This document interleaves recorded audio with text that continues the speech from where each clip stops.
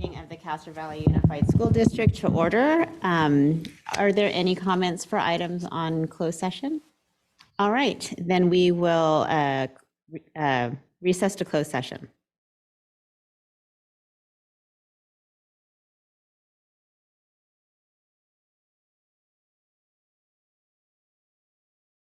Open session. Welcome to our meeting. Sorry, I didn't have my mic on.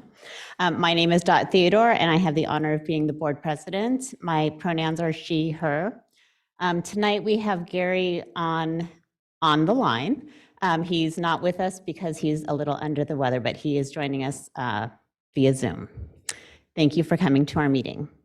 I will report out from closed session. We took action to approve the appointment of Mr. Dave Luongo as the Director of Secondary Education with a vote of 5-0. The motion was made by Mike Kuziak, and the second was by Lavender Whitaker.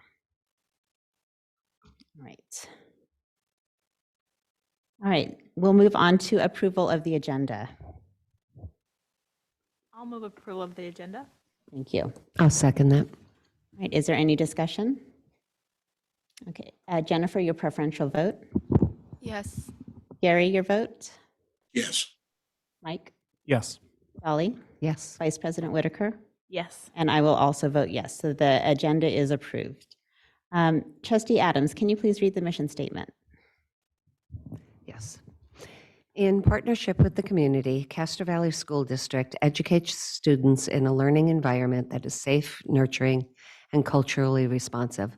Students are guided by excellent, inspired staff, utilizing innovative instruction, curricula, and technology.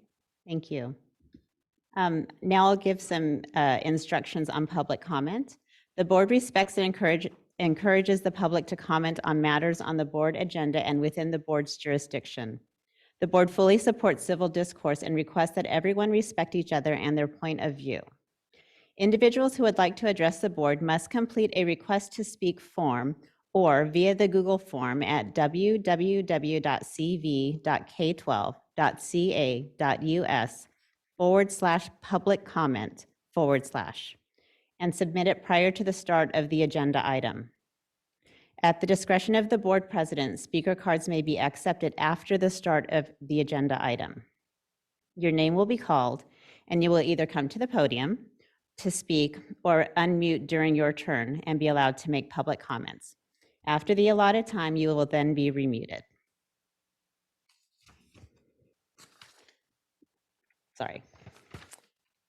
Individual speakers are asked to limit their comments to no more than 3 minutes unless the board decides otherwise. There are up to 30 minutes of public comment allowed on each agenda item. With board consensus, the president may increase or decrease the time allowed. This meeting is being recorded to prepare the official minutes. To comply with the Brown Act, the board may listen to comments from speakers under public comment, but can neither discuss nor take action on the issues presented.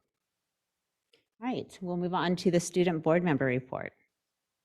All right. Well, I have not been here in a while since last meeting and also with spring break, which I hope everyone had a great spring break. So at the beginning of March, we had our CVHS class and ASB officer elections. We also had our semi-annual Stanford blood drive, which is always a really great event, and we helped out their blood shortage. And this time I think we got a lot more donors than last time. Last week on Friday, we also had our ladies flag football, also formerly known as Powder Puff football game, which I played in, and the freshman and junior team won. On the same exact night, we had our Pops concert, which is the concert the CVHS choirs hold in the CFA, and I hope you guys went out to that. That was super fun. And of course, this week we're doing SBAC and or CASP testing with our modified schedules. And I'd also like to share that we're having our Trojan Yard Sale on May 1st. So we have 2 drop-off dates. One was last weekend, and the next one is going to be the weekend after this, where the community can come and just like drop off any items that you're not really wanting anymore, and the leadership class goes through it, and then we turn around and sell it on May 1st. So be sure to check that out. And of course, we have prom coming up on May 7th, and also Battle of the Valley the day before that on May 6th, which I'm super glad to see is back after, 2-3 years of it being gone.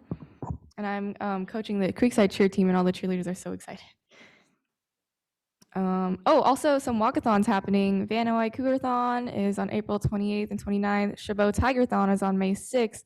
And lastly, I'd like to share that Stanton and Proctor are starting a student-run newspaper. Just like the high school has Olympian, they're having a Stanton, I forget the names, but they're both super cute. Thank you, Jennifer. So now we'll move on to school report. We're happy to have Castrovelli Elementary here tonight. We're excited to hear the report. Miss Affie Skloot and her team. Welcome. I guess I need to get to our student board members some of the things. We're doing a walkathon in May. It's called the Waka Wakathon, and it's based on Pac-Man. So it's going to be really cute. Good evening, board members, cabinet members, and our CVE community members. My name is Affie Skloot, and I'm the principal of Castro Valley Elementary School. Tonight, we will be presenting about equitable grading practices. So CVE's equity journey has followed a very strategic timeline. This was intentionally done in order to establish the why, create a moral imperative, and build capacity among staff. Our MTSS and PLC processes have enabled us to provide interventions and supports for behavioral issues and social emotional concerns and academics. With these things firmly in place, equitable grading was a logical and necessary next step on our equity journey. And now Elizabeth Contreras, our RTI specialist, will be talking about our process this school year. Good evening, everyone. Thanks for having us. So when we decided to have a focus on equitable grading this year, it was really important to us to come into this journey by establishing buy-in with the entire staff and set up our teachers and our students for success. So we deliberately planned out our process to create that buy-in and establish the capacity that was needed to embark on this journey. This began with research. So we gathered some research from Joe Feldman's work, articles on equitable grading, research on equitable grading, and we used these during our whole school PLC to really dive into the why and the how of equitable grading. Our next step was to come to some common agreements. So the PLC at CVE is really integral in everything that we do, and it's really the body that gets us to do things collaboratively. So grade level teams met during whole school PLCs to develop common agreements around the equitable grading practices that we were going to implement that year. This helped to hold grade levels accountable, to have common language, and then to establish guidelines on which we could go back and reflect once our work was initiated. Step 3 was really bringing our PLC leadership team into the helm of our work. The PLC leadership team was able to help talk about how instructional design was changing based on the practices that we were implementing, which we'll talk about our focus on the next slide. So we'll see how some instructional strategies and MTSS tiered interventions had to change in order to establish really effective equitable grading. And finally, our last step, which is just continually ongoing, is being able to reflect and refine our practices. So during whole school PLCs, time was embedded to talk, to discuss how is it going, what did we find was working, what did we find we wanted to tweak and change. And so this reflection has helped us refine our process and will continue to help us refine as we grow in our work. So our focus for this year, we wanted to be sure to touch upon the 3 pillars that Joe Feldman has within his equitable grading framework, that grades should be motivational, accurate, and bias resistant. So we chose to focus on redos and retakes this year to make our grades more motivational. We'll hear about how this helped support a growth mindset and really contributed to our tiered interventions within our MTSS. We also talked about and implemented most recent performance within our grading system. So we could make sure that we were really focusing on mastery at the end of everybody's journey for that essential standard and not just on their progress along the way. And finally, our equity task force is a huge force at CVE, and they helped us to continue to examine our intrinsic biases in order to make sure our grading practices are bias resistant. Now I'm going to pass it off to 4th grade teacher Melissa Catalano, who will show us what our work actually looked like in action. Good evening. So Elizabeth mentioned the four-step process, and I'm going to talk a little bit more about steps 2 and 3. So after we found out what equitable grading was and made sure we understood it properly and had done the research, we then got together in grade level teams, and you'll see on the left the common agreements. So that's just a sample of one grade level's work that is ongoing. So we asked ourselves questions such as, how would we determine when a child could have a retake or a redo on a math test? How many would we offer? Would the structure of the retake be the same as the original assessment? Things like that. And we sort of hammered out what our first thoughts were. That's represented in the red. And then after actually doing it with our kids, we came back and said, okay, we need to tweak that a little bit, or we want to do that differently, or we realized our thinking was right on the money there, and we'll keep going. So that's just a representative of one grade level's work, and it's going to keep expanding as we go, and we change our practice and refine it after some more real world experience. And then on the right, it says refining structures. That's kind of more about that step 3 is changing how we're actually teaching students. So we had to look at our math blocks and the time we devote to math every day and decide how we were going to make sure that we had plenty of opportunities for tiered instruction and reteaching and relearning. And so that looked different at every grade level, but every grade level had that conversation on how we were going to fit that time in and make sure that there was never an assessment that was a truly, end mark summative assessment, but that we would continue to keep going until we have our students have mastery over the subject. I'm going to pass off to Marika Rasian, who's going to talk more about the data behind what we are seeing this year.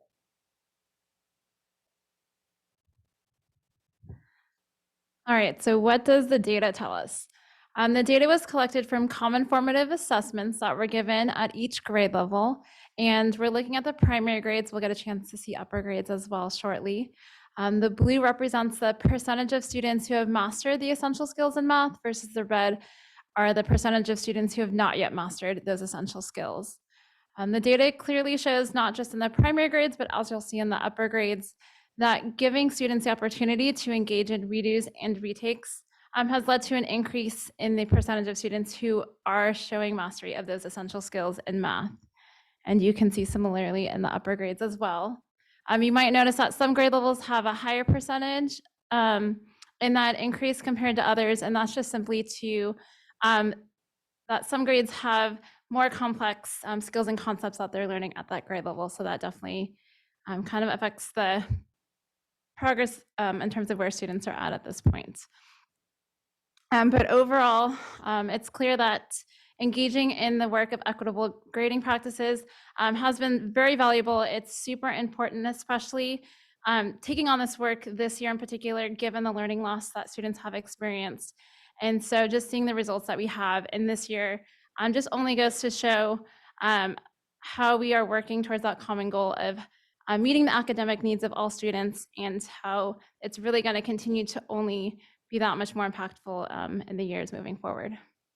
And I'm going to pass it back to Melissa. So it's exciting to see the data showing that we're getting more and more kids to master these essential skills and concepts. But I think one of the most, for me, one of the most impactful parts of this is the social emotional growth that we've seen amongst kids.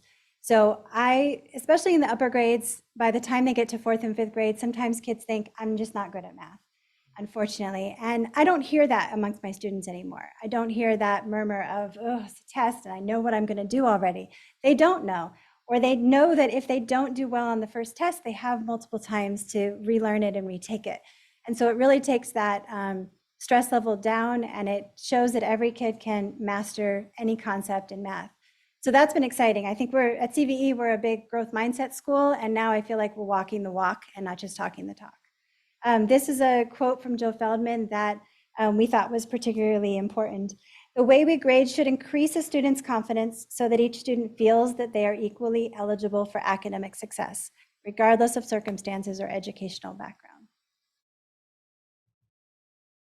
And what better way to see this than to hear from our students and staff. So we put together a short video for you.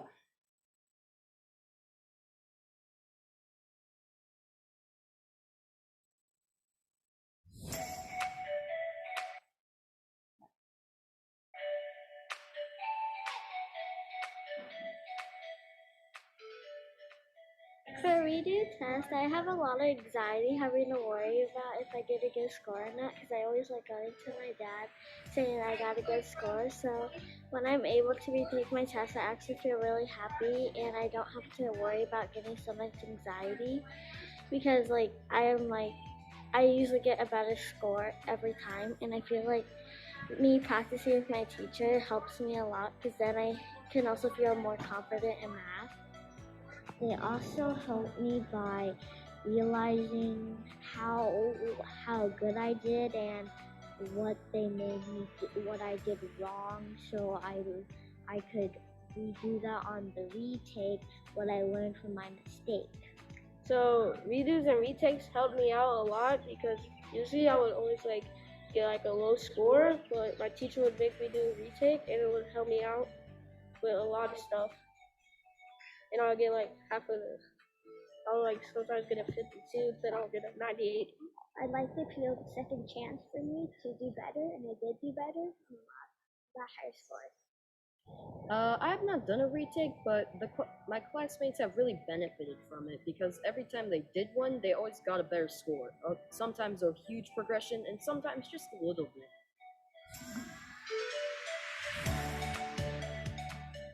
Retakes and redos have been really great for helping lower the stress of students. It really, in particular, has helped the growth mindset of thinking of you don't have to worry about getting perfect the first time around. And so for a lot of kids where they don't do great on the first time on a test, to be able to say, it doesn't matter, we can redo this, we can go back and do it again, and that really lowers their stress. And I found in classroom, it's been awesome in that we can really work together, the two of us, and really work on getting them built up and feeling more successful. And so when they go back and redo it, they have the feeling of accomplishment and feeling like they've met the goals, and they just did it on their timeline, not on an artificial timeline that we've set in class. And I can actually, as a teacher, know, yeah, at the end of the quarter, they did meet standards, they just didn't meet them right away. And so it just has meant the world to making them feel better and more successful. In kindergarten, we provide our Tier 1 whole group instruction in math. After we do our whole group instruction, we provide time to gather data, and then using that information, we gather small groups for our Tier 2 intervention time. After our Tier 2 time, where we provide a differentiated instruction for those students not meeting standards, we do our retakes, and we have found great success in kindergarten with more than 90% of students meeting standards after our Tier 2 intervention. I like redos and retakes because it builds confidence in the students, and overall, it has more pride, and they have more pride in their schoolwork and higher test scores overall. And it just makes sense because in the real world, we always have second chances. Why not do it in the classroom?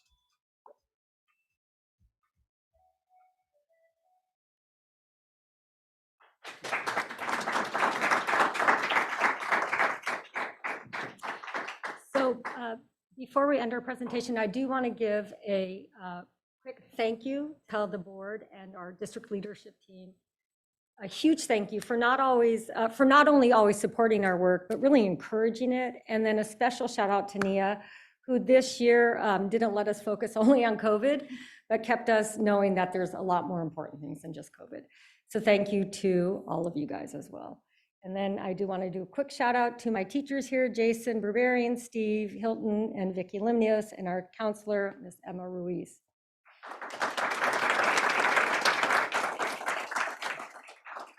And before we present our CVE Bear of the Year and our Volunteer of the Year, I did want to take a moment to honor a very special person in our CVE community, Miss Carol Ojeda Caplow, who was a teacher at our school who passed away in February.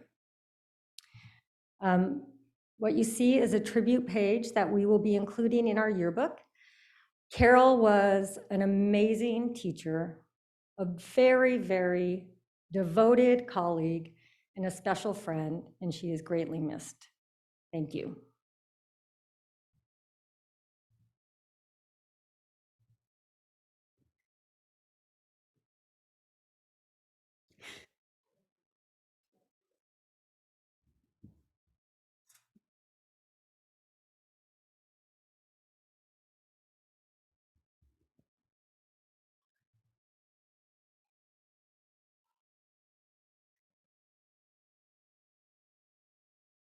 I'd like to invite up student Thiago Gozado.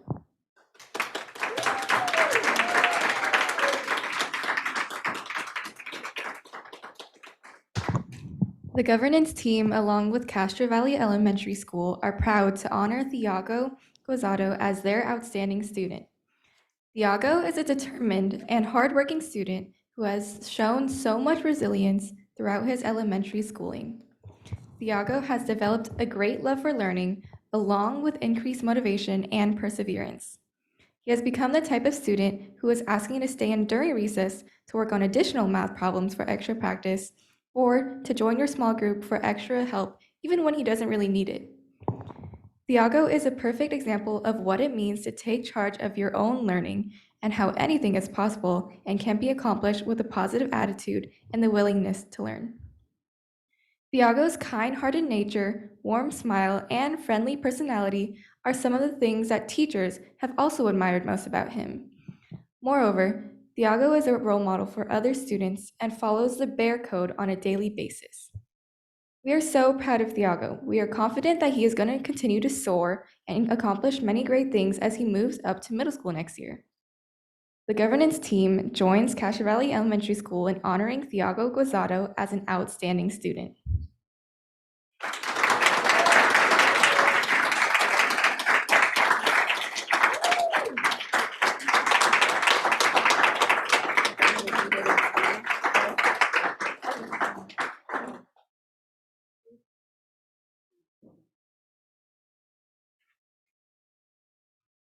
Todos nosotros en la Escuela de Castro Valley estamos muy honrados en elegir a Tiago en el Premio del Estudiante del Año.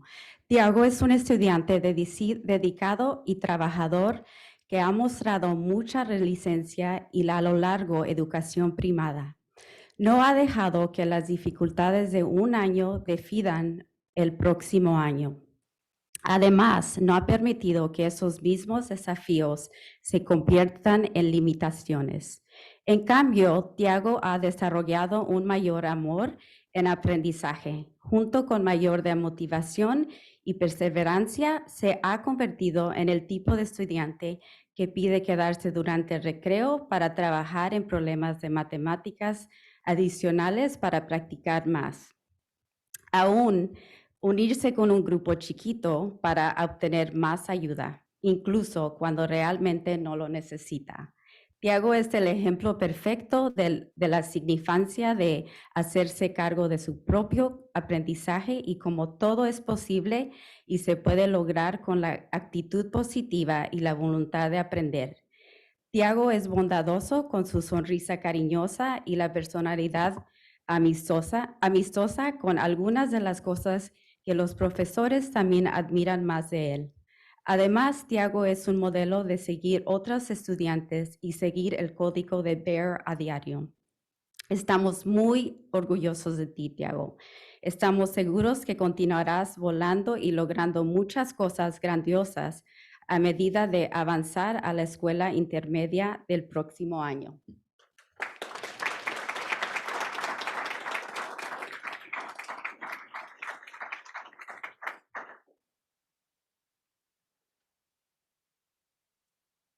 Megan Horton, please join me at the podium.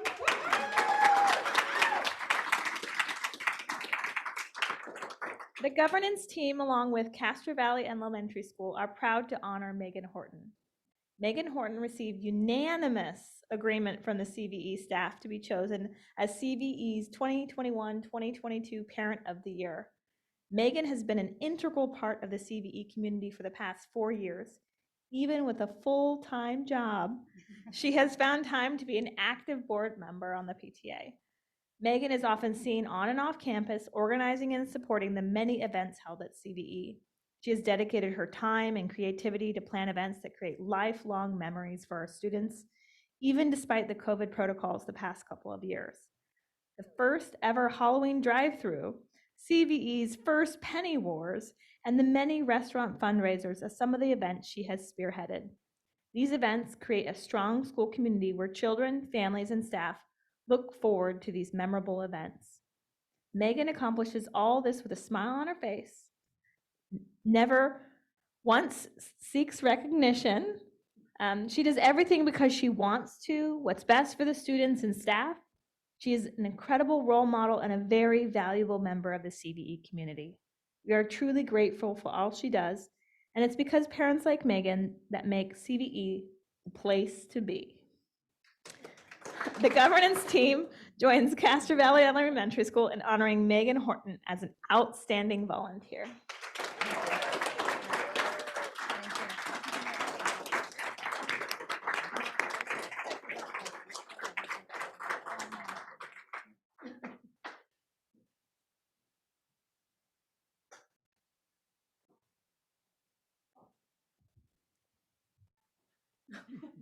Thank you, Principal Skloot, for that presentation. And now we will have some questions from the board or comments. The only comment I have is that at the high school, we've also been doing a lot of like retakes and redos this year, and the students there enjoyed as well. So I'm really happy to see that elementary schools are doing it, because like that anxiety that was described in the video around test taking is very real, and I'm glad it's being like taken care of before reaching a higher level. And congrats to Thiago, of course.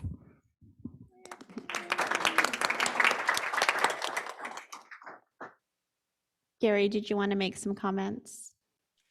Sure. I hope you can hear me. The first thing I'd like to say is it's a nice presentation, and thanks to all the teachers there who worked so hard and throughout the district to make this happen, because this is a huge transition in the way that we've been teaching. And in fact, it's the way we should have been teaching all along, because it's the one thing that I think changes everything in the classroom. So I think it's really an extraordinary thing. I do recognize that it takes a lot of work to make it happen, but it is the right thing to do. So thanks so much for making it work. And I think it'll pay all kinds of dividends in the future. And finally, just congratulations to Megan and Thiago, both for their awards. Thank you very much. Thank you. We're clap happy. Go. Oh, Gary, you did great.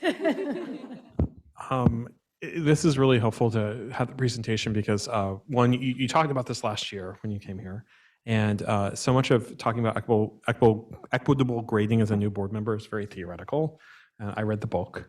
And so particularly, Jason, what you had to say in the video helped me really appreciate the journey that all of our students are going on. And I love the idea of building confidence for our kids in a way that maybe wasn't there. So hopefully in the future, our kids will not know an environment where they feel like they can't get to that goal. So it's wonderful to hear that you're embracing this.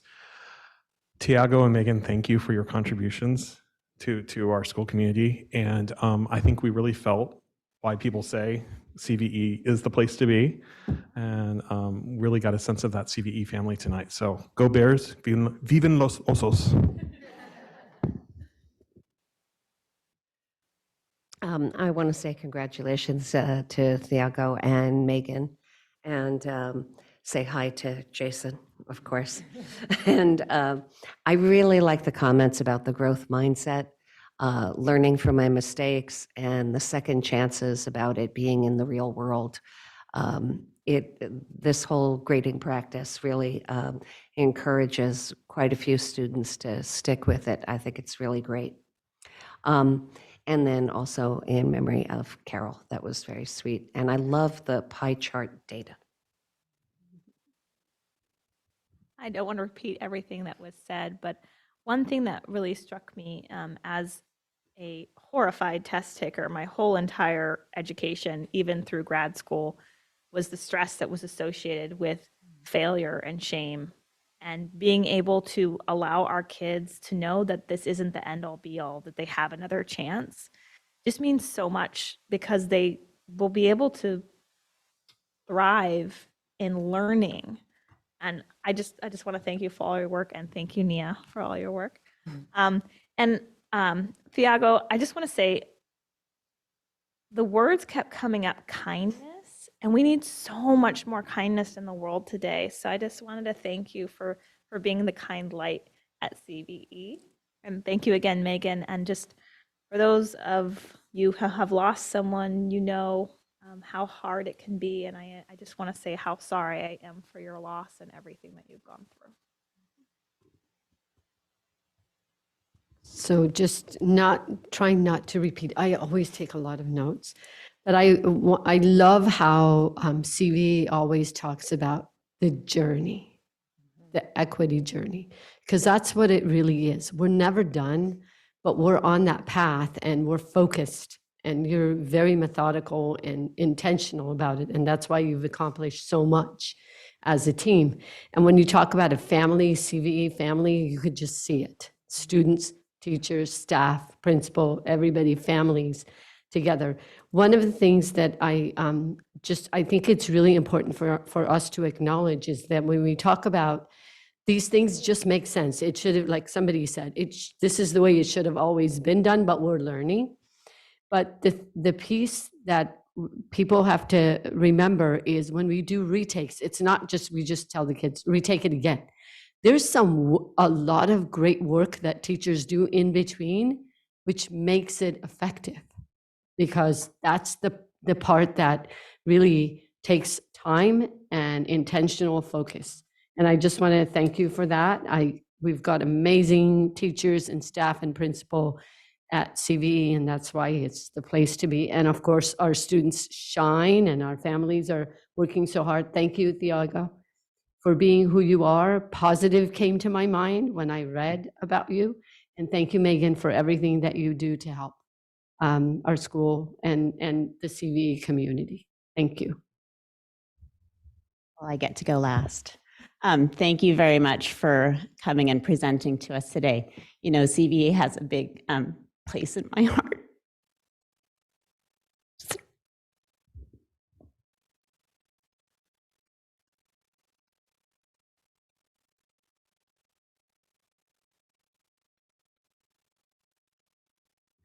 I'm going to take it over from here. Want to thank you so much for your presentation tonight. Thank you all for joining us, and we're going to take a 5-minute break. So for those of you who need to go home and do homework and eat, you can go do that, and we will reconvene at 6:37. Thank you.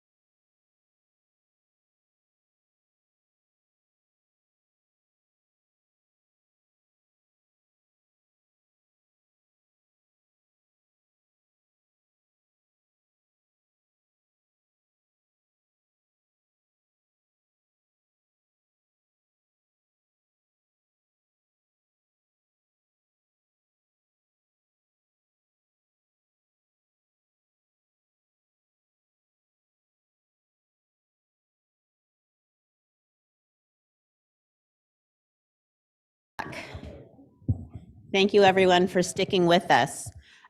We have a public comment that our wonderful Amy will bring in. Hi, Bruce. Oh, no, not yet.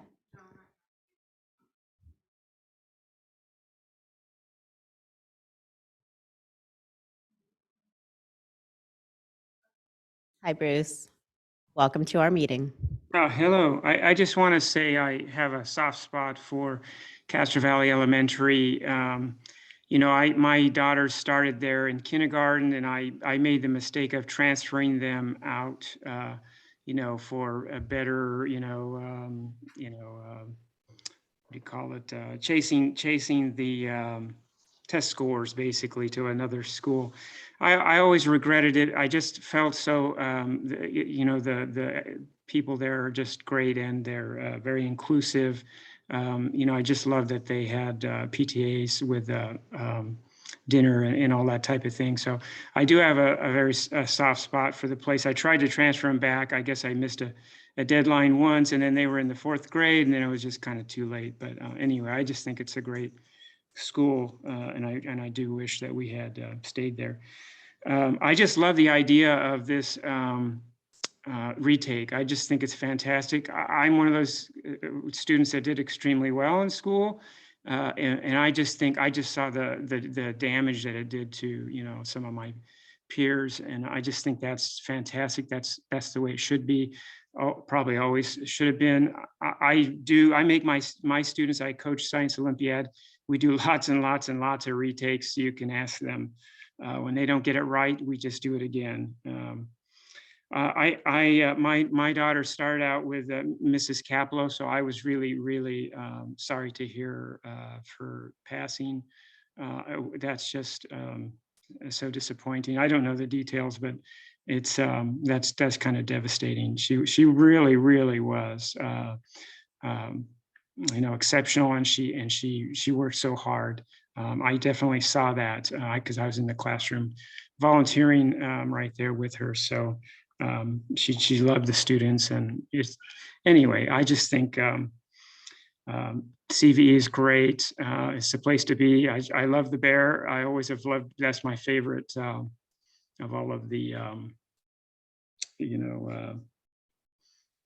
symbols. So anyway, thank you. Appreciate it. Thank you, Bruce. I wish the school staff were still here to hear your comments, but thank you for making them. We'll share it with them.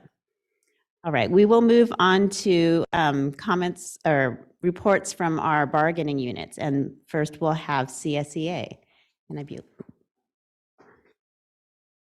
We're happy to have you in the room today. Thank you. I want to introduce myself. My name is Dina Cisneros, and I'm currently hold the Special Services Secretary position here at the district office. I was chosen to present this statement on behalf of our Chapter 52. Good evening. First of all, thank you, Superintendent Amati, for your continued support of the classified employees in our school district. Together, our union and our district have a wonderful history of working together to prevent layoffs, encourage professional training, and of building a strong team that provides a safe and satisfying workplace for people who are dedicated to serving the educational needs of our diverse community. Sunshine proposals are the first step in contract negotiations. And it informs all teams of the issues they can expect to see at the bargaining table. Pursuant to the Government Code Section 3547, the California School Employees Association and its Castro Valley California School Employees Association Chapter 52 hereby presents the following articles to Sunshine. Article 3, Hours of Employment. CSEA has an interest in adjusting article language to reflect recent changes in holidays. Article 4, Compensation. CSEA has an interest in bargaining a compensation increase that reflects the value of our dignity of a classified work of the high cost of living in the Bay Area. Article 6, Health and Welfare. CSEA has an interest in negotiating appropriate levels of support for adequate health and welfare. Article 12, Reduction in Workforce. CSEA has an interest in adjusting language to reflect recent changes in the provisions therein. Article 21, reopeners. CSEA has an interest in adjusting language to achieve more dynamic positioning given the fast pace of change in the world of public education. The California School Employees Association and its Castro Valley Chapter 52 are looking forward to moving forward with negotiations with the Castro Valley Unified School District as a means to continue with successful collaboration we have achieved together in providing our community with dedicated classified staff. Thank you for the opportunity to present our negotiation news. Thank you, Dina. Is Mark on the line? Okay. All right, do we have any requests for comments on items that are not on the agenda?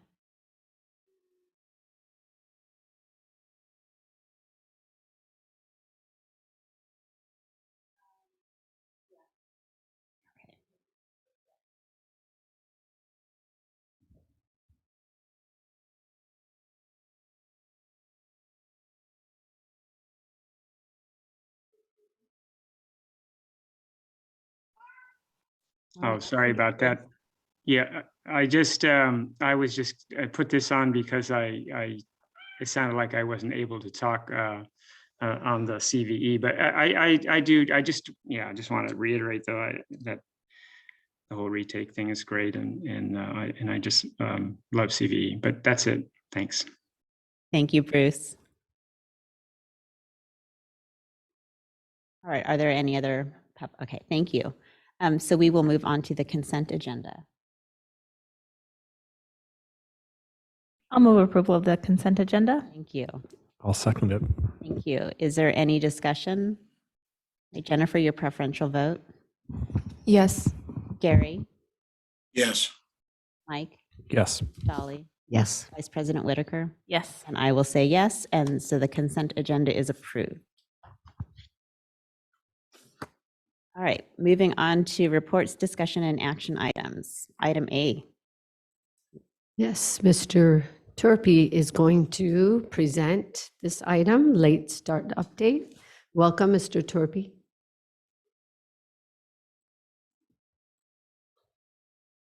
Good evening, everybody. Thank you very much for having me. It's exciting to be here. Mask off and everything. It's a big thing for me. Thank you very much for the opportunity to share with the board the work that Castro Valley High School has been doing to adjust our start time for next year. So I'm going to give you an idea of the context, right? When we talk about late start, we're talking about a very complex calculation of 64,800 minutes that have to happen within a school year. I'm going to talk a little bit about the reason that we're going to make the change, the process that we went through, the themes that we developed, and our findings, and then next steps. So right here is a little sample of the summary of Castro Valley High School's instructional minutes worksheet that's generously provided by our Ed Services Department. They put together an incredible template, and we have to figure it out and plug it in. So you can see we have a certain number of days of any given schedule that amounts to a certain number of minutes, and it all totals out. There's passing periods, lunchtime, break. For those of you who have been involved at Castro Valley High School, you know that there can be the grade shakes, a very different schedule than SBAC testing. So the next slide is when we pull back from the instructional minutes concept and just look at the bell schedule. And you can see on one side is, I guess would be on my left, is the period number, start times, end times, and then the actual minutes for the passing periods, for the breaks, for the classes. And so when we talk about adjusting our instructional minutes, you can see that it's very complex and can be kind of exciting as well.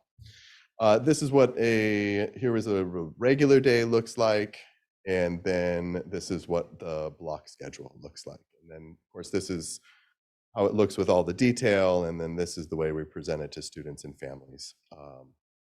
So it's a little more easier to follow. So the reason that we are working on the late start is that the California State Assembly passed a law and the governor signed that required all schools, all secondary schools, to start no earlier than 8:30. Our current start time is 8:08, and so it's a significant adjustment. The reason for the change is that the law was based on a significant amount of research on the science of sleep with regards to adolescence. And a key point for everyone to know is that the 8:30 start time is for first period, not for zero period. So for our zero period, it's not offered to all students. We have over 500 students this semester taking zero period, but because all students don't participate, we can't actually count it as our instructional minutes. So it's kind of bonus. So the sleep science, and I want to thank Mr. Doogie, who was on a little bit earlier, has been an incredible partner for Castro Valley High School, and he participated in our instructional minutes committee and brought us a lot of really incredible information. And so some of this is from the work that he's done. But most adolescents experience phase delay. So it's a shift that's of up to 2 hours in their sleep cycle. So when they're 10 and they go to bed at 8 o'clock, they might be going to bed at 10 o'clock when they're 14 or 15. And that it's a function of their adolescent biology. So delayed timing and falling asleep combined with an altered sleep drive creates this delay. There's many benefits to more sleep, and I can't imagine that there's anybody in the room who doesn't know this just from personal experience of actually getting a full night's sleep. We feel better, we're happier, we smile more. There's academic benefits, there's better attendance, reduced anxiety. And their need for sleep does not decline. So for adolescents, they don't necessarily need less sleep. They need about the same as most young people. So there was an incredible amount of information that the Instructional Minutes Committee learned about sleep science. We shared it with the school community, we shared it with the PTSA, and different groups within the high school. And so I want to thank Mr. Doogie again, and also Assistant Principal Kevin Baker. He did incredible work setting up our Instructional Minutes, which is a nice segue into the process. So part of the process is that we really wanted to get this started pre-COVID, and then we got a little bit derailed and realized, oh my goodness, it's time this year. We really needed to take care of this. So we started the Instructional Minutes Committee, started in, maybe it was October or November. We had 5 meetings. It was a group of staff members, families, members, students who participated, and we went through looking at our schedules, looking at other school schedules.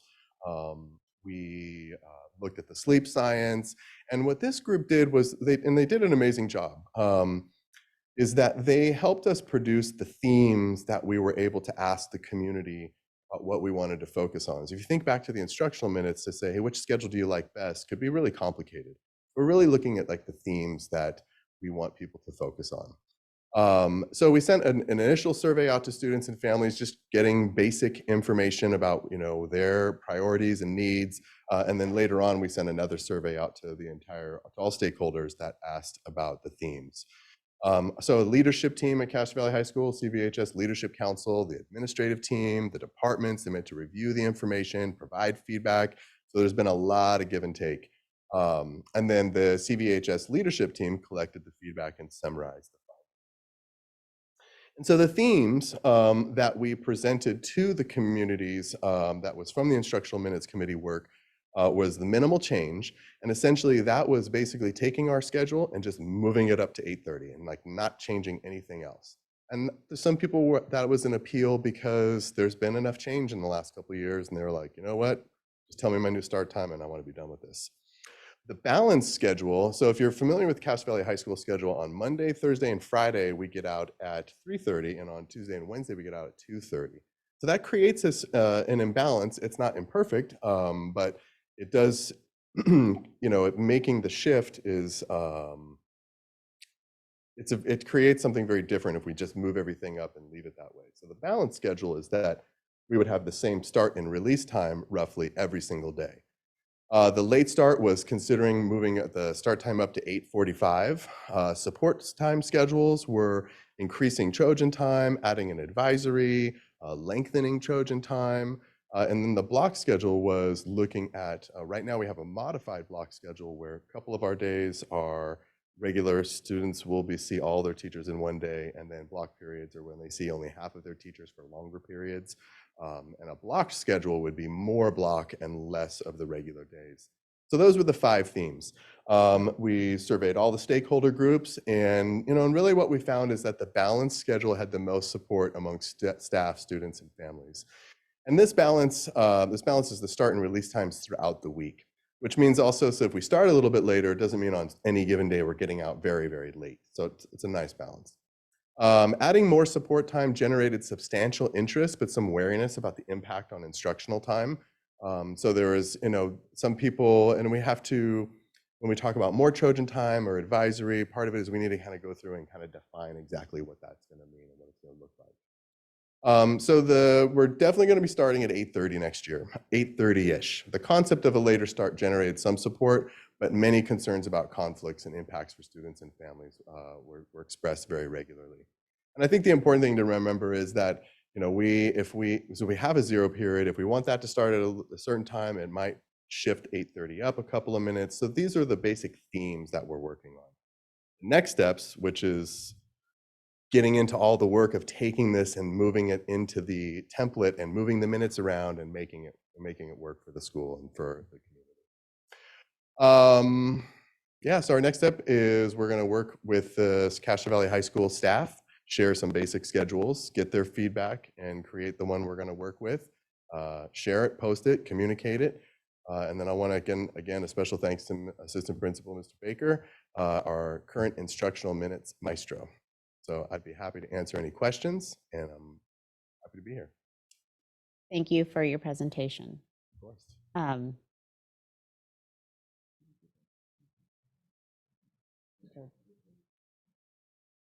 Okay. All right. So we'll take board comments first, and then we'll go with the person who is requesting to speak. All right, Jenny. I had a question.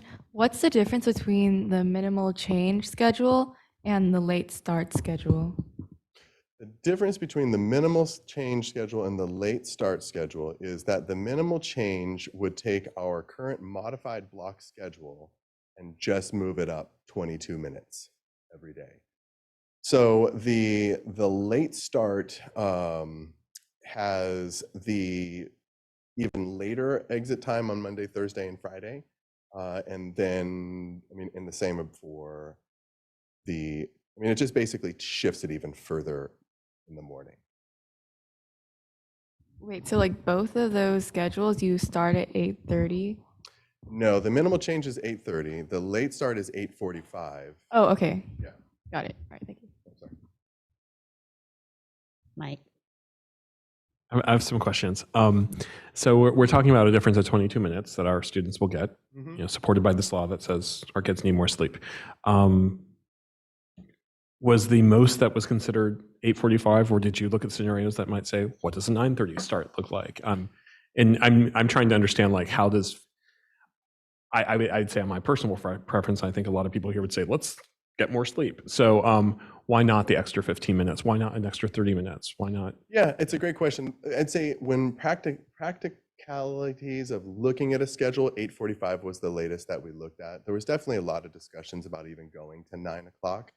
I think that the feedback from the community is that there are so many impacts to students' after-school activities, their work schedules, their after-school responsibilities, that if we start pushing it to 9 o'clock, there's going to be impacts that we actually will struggle and have difficulty supporting them in that. I think the other thing I would personally add to that is that when we go through the survey process, we know that there are certain families that we're not getting feedback from. And I think that, for me, one of the concerns is that sometimes those are the families that are going to be the most impacted by some of the decisions that we make. So that, that was definitely played into the decision as well. I was also curious about how 0 period, what's scheduled around zero period. As I've shared with other board members, back east, we didn't have 6 periods, and 0 period, 7 periods was the standard. So I'm getting used to this idea that 6 is the sort of typical number of classes. What's usually programmed in a 0 period, and was there any conversation of moving that around during the day? I'm particularly mindful of those students. They'll also be getting 22 extra minutes, but if they're taking like an AP course or other type of courses, like Can you just sort of help me understand more about how you program around zero period? Absolutely. So zero period is basically designed to ensure that particularly freshmen and sophomore have access to all the A through G classes despite the programming that they might be taking. So for example, a student who's taking AVID, if they take AVID as their elective in their freshman year without zero period, they won't be A through G ready. Similar with students who are taking music classes, world language. So there's a lot of factors in there. So we really focus on freshmen and sophomore students. Then we also have some specialty classes. So there's journalism, marketing. Some of our larger music courses are actually during zero period as well. PE. So then we also have to balance the course requests for freshmen and sophomore with who is willing to teach zero periods. We can't really make somebody teach zero period. So we look at like, hey, we need a Spanish class and a PE class. We reach out to those teachers. Castro Valley High School teachers are incredible, so it's not like we have a problem finding, they jump up for it. But it's this kind of dance that we do. We found that some classes are more successful at zero period than others. So mostly freshman and sophomore, and then for the junior, senior classes, it's really specialized courses. All right, Gary, and then Dolly. Gary, you're on. I remember a couple of years ago or so, we had a district committee and we went through, you were on it, I was on it, and we discussed 6 versus 7 periods, and we discussed the length of the day. There was quite a bit of work on that, and I think COVID then derailed that. But I remember at the time, we also came up, I think, with 8:30 as the start time. And I confess that at that time, I was a little disappointed also that we didn't look maybe at 8:45 or 9 o'clock. But I know this is a really difficult thing to work out. There are a lot of moving parts, not only at the high school, but in the families and their activities after school and so forth. And maybe this is an evolutionary process and it moves incrementally. And this is where we are now, but I hope that maybe in the future we can, maybe continue to evolve where we are as get more options. And I know it's extremely hard. I remember a couple of years ago, Nick McMaster did all the minute generation and so forth, and it was quite an ordeal at that time. So thanks for the work, and I look forward to hearing what the outcome of this is. Thank you, Mr. Howard. Real quick, I remembered actually one thing I wanted to say for you, Mr. Kuziak, and that was, there's also the question of whether or not there's a extra period at the end of the day. And what we've seen is that the schools that are really, really large, Logan, Berkeley, 3,500, 4,000 students, they have an economy of scale that allows them to be able to offer those and have enough students who are interested in it. So I just wanted to. Dolly. I just had one simple question. What kind of end times are we looking at now with the 8:30 start? Well, that was, of course, a big concern for a lot of people was what was going to the end time. So in looking at the balanced schedule, we're looking at an end time between 3:30 and 4 o'clock on a daily basis. The 8:45 definitely pushed us far later into the afternoon. The minimal change pushed us pretty late. So we're looking at about, between 3:30 and 4. I just have a quick comment. Thank you so much, Principal Torpy, for coming and presenting this to us. I think it's great work. I really want to thank you for reaching out to a diverse stakeholder group for comments and also recognizing that not all families are able to contribute or know enough, are aware that they had the opportunity to contribute. So I appreciate you speaking on behalf of and thinking about those families as well. Thank you. Appreciate it a lot. Mike. So I appreciate what Gary was saying about this maybe being incremental. So I hope that we can maybe reflect on this next year and see, well, do we want to look at something later? But my one final question would just simply be, with the delta of 22 minutes, do we need a plan to think about maybe more students will take a zero period? Will that be enough extra slumber for someone to consider adding an additional course? That's a great question. Have you? Crystal ball. No, yeah, it is a good question. What I think is that we'll see students feeling better at zero period than we'll see necessarily an increase, because what's interesting is actually we've had a little bit of a decrease in zero period requests. I think that's because we're able to meet a lot of other needs as students are programming through. CVVA has supported that. So I don't think we'll necessarily see an increase in requests or participation, but I do think we'll see students feeling better because it's, when my son was taking zero period, he was at school at 6:45. Crazy. Thank you. Did we just lose Gary? Oh, Gary. Okay. Well, hopefully he is working on reconnecting now. And we have a request to speak. Amy? Yes. Okay. All right. Welcome back, Bruce. Yeah, this is Bruce Doogie. I definitely want to thank the legislature and the governor for this change. It's something that I've been pushing for a long time to have a later start time. I'm a little disappointed. I'm actually a lot disappointed that we chose to go with the minimum. That's actually what the leadership team explicitly stated from the start and has been pushing ever since. So even just now in this meeting, I was a little disappointed to hear Mr. Torpy say things that I actually don't quite agree with, like the idea that we looked at 9 o'clock. I don't remember any discussion on that one. And let's see, we did look at the research a little bit. It was something that was, again, kind of superficial, especially at first.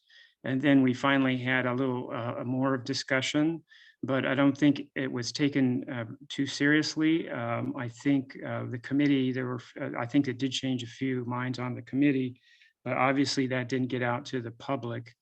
I just want to say the idea of speaking up for the underrepresented, like how would you know what the underrepresented want?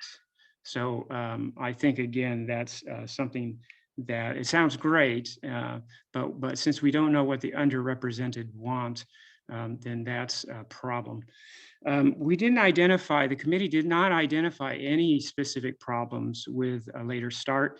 The later start is also balanced, so it gets out before 4, before the sports stuff start, at least track and cross country. And a lot of these, it's actually more convenient for a lot of the coaches because they're working parents. So we didn't find anything specific that was an obstacle to a later end time. And the end times were always the focus of the committee. We really didn't talk about start times. I was the one that brought up the later start time. I was the only one. And the law is all about getting more sleep, and it's about start times. So it's just a little bit disappointed that we're going to a minimum as opposed to an optimum solution. My 8:45 suggestion was already a compromise on a 9 o'clock start, which a lot of the studies talked about was 9 o'clock starts. So, and my own calculation for my own daughters, that was, I came up with an 8:52 start. So anyway, at least we're have some better. Thank you for your comments, Bruce. Is Gary back? All right. Well, thank you, Principal Torpy, for your presentation. Okay, we will move on to a presentation about universal transitional kindergarten. Yes, we've got a wonderful presentation, as always, by Ms. Nia Rashichi and one of our transitional kindergarten teachers. Lots of slides, but we're going to skip through some. Good evening, everyone. My name is Nia Rashichi, and I'm the Director of Elementary Education in the district, and happy to be here tonight. I am co-presenting with my partner, Miss Paula Merrigan, one of our wonderful TK teachers up at Independent Elementary School. So we're talking about universal transitional kindergarten tonight. There are a lot of slides, but we are going to go in deep into some and then kind of really touch on the other ones. So these are the areas that we're going to cover tonight. And like I said, there's lots of slides, but we're going to just kind of keep going through. We always want to make sure that we know the Board of Education knows a lot about transitional kindergarten, but the points that we want to make here is what specifically it is, as far as it is really the first year of a 2-year kindergarten program. And staff at the site level always want me to make sure that I say it is not a preschool classroom, it is not a child development program, and it's not a daycare. It really is the first year of a kindergarten program, of a 2-year kindergarten program. So what does the new law say about universal transitional kindergarten? It really mandates that districts expand our TK programs to include our 4-year-olds, and it's starting next school year. And we start next school year, and the next 4 years, by 2025-26, all 4-year-olds have to have access to a transitional kindergarten program. And the law also says that TK teachers must have early education units or equivalent experience. There's also a student to adult ratio, which is 1 to 12. So that, in a nutshell, that's really what AB 130 is laying out for all school districts in the state of California. So the TK class parameters, again, our current TK classrooms have an instructional day of 200 minutes, which is 3 hours and 20 minutes. The max requirements in AB 130 are 24, so 24 students. And again, the ratio 12 to 1, and teachers have to have that early education experience. As far as, it's really important that I'm not going to read this whole slide to you, but I do want to make sure that it's really important for us to all know what our early learning philosophy is, what our belief system is in regards to our youngest learners. And we really do believe, I'll read that kind of first line, that our young children learn through active exploration in an environment rich in materials and opportunities to converse, socialize, and we underlined play there because part of AB 130 really emphasizes learning through play. We have to include that in our daily instructional program in our TK classrooms, and we have to do it more robustly on a daily basis. So play, work, and negotiate with others. And then, of course, we already have high-quality TK programs in our system. We're very blessed with wonderful TK teachers who are highly qualified and already work on an inclusive and welcoming environment. So we're aiming to continue to do that work with the incorporation of more play in our day. All right, so we have a partnership with the Alameda County Office of Education. All local school districts are really working with ACOE to really learn more about what the law says about universal TK, to understand the impact of current TK programs. To be clear, there's timelines that are part of the law, and there's credentialing requirements and classroom models that all school districts really have to model after. So the overall impact that research has shown, so current TK classrooms, students that are in kindergarten classrooms, they are more prepared for kindergarten in general academically. Middle school students who attended TK classrooms are really on a much stronger educational path. That's what some of the research has said. And then last but not least, in children that have been participating in a TK program, we're seeing evidence of closing the achievement gap. So again, the reason why they want to emphasize more TK, expand TK, because they're seeing this type of impact with our current TK classrooms.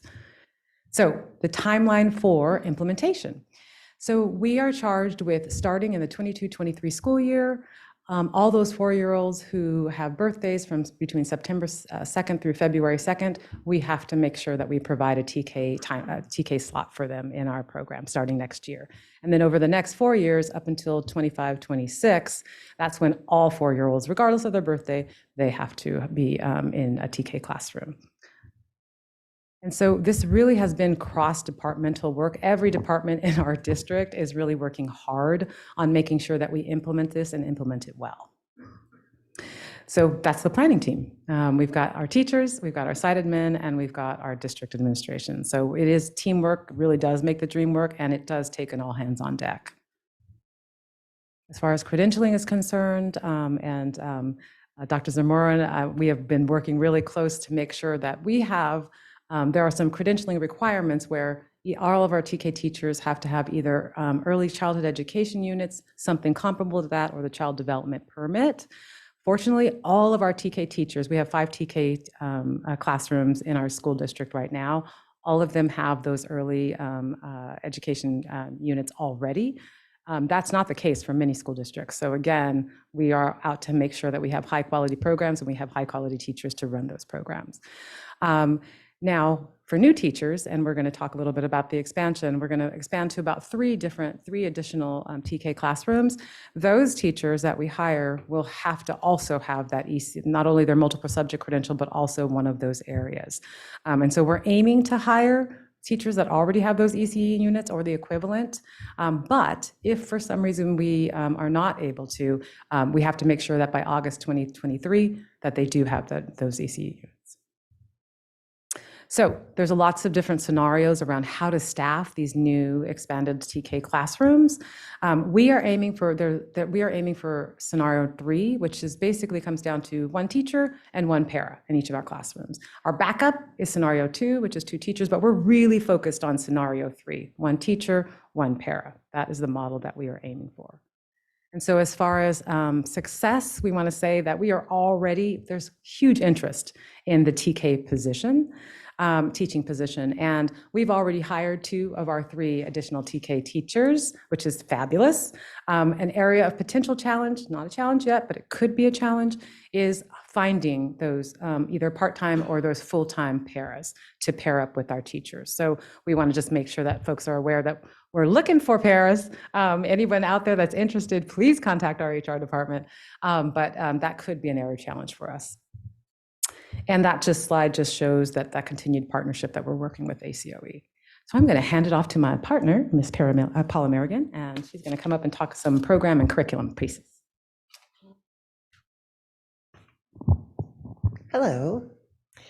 So I think almost all of you know me. I'm Paula Merrigan. I'm a TK teacher at Independent Elementary, and we'll go back to CVE. I started TK at CVE 12 years ago, although it's only been required for 10. Castro Valley Unified really started it early and gave us 2 years to really plan a really great TK program before it was required by the state. So your TK teachers are really proud of the TK we've created here.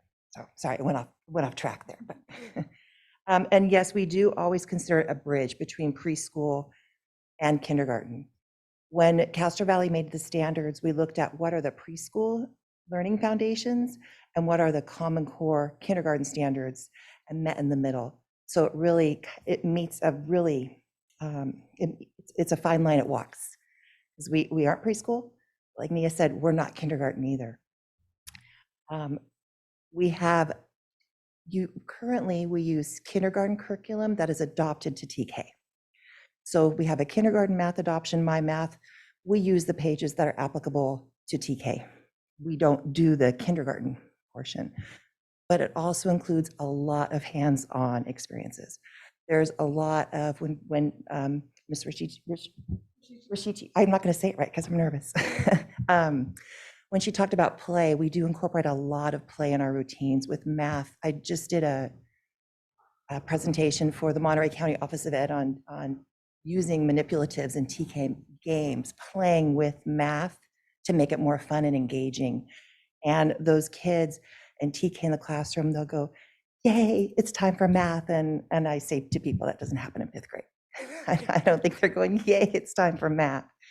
But it's appropriate for them. It's developmentally appropriate, and that is key in TK.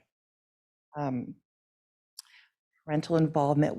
This year was an anomaly, right, because of COVID, but we always encourage parent volunteers to come in and help out because we really rely upon them. They see what's going on. It's really good for them. In fact, I'm able to draft a parent volunteer for next year who's helping me this year. She's a credentialed teacher who's going to become my IA. And I'm thinking she maybe wants to become a TK teacher later. So we're just kind of feeding that pipeline.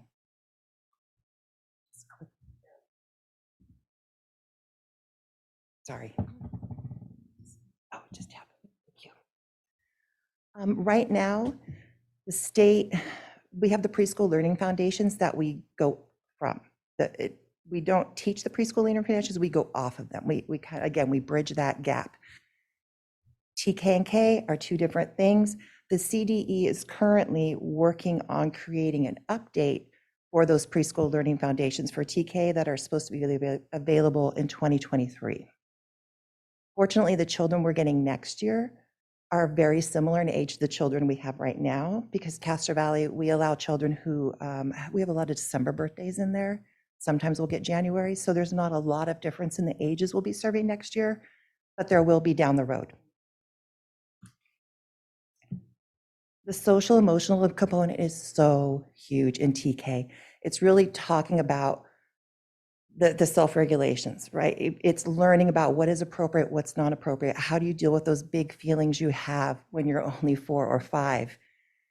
Especially during the pandemic, we've seen a lot of kids who didn't know how to maybe play with others cooperatively because they weren't in daycare, they weren't in preschool. So they learn a lot with that social engagement, the sharing, the aspect of sharing. Language and literacy, it's wonderful to see our English language learners, multilingual learners, really expand their vocabulary in TK. We have some, they'll start off just so quiet and so shy. By the end of the year, they're having full conversations with you because they're confident. They built up that confidence in speaking just by listening and participating in daily classroom activities. Mathematics, again, I talked a little bit about that before. It's really a lot of importance with the hands-on manipulatives, learning through play. You can turn pretty much any TK assignment and turn it into a game, and they love it. Play-based learning. So that's what's new. Like Ms. Rashichi said, it's a lot more play-based. As they get younger, we'll have to adjust the academics with it to accommodate. I can't expect a child who just turned 4 to do what a child who is 5.5 can do. So we'll have to have a lot of differentiation, even more so than we do now in TK, to be able to meet all of the needs of all of our learners coming in. I read all this before.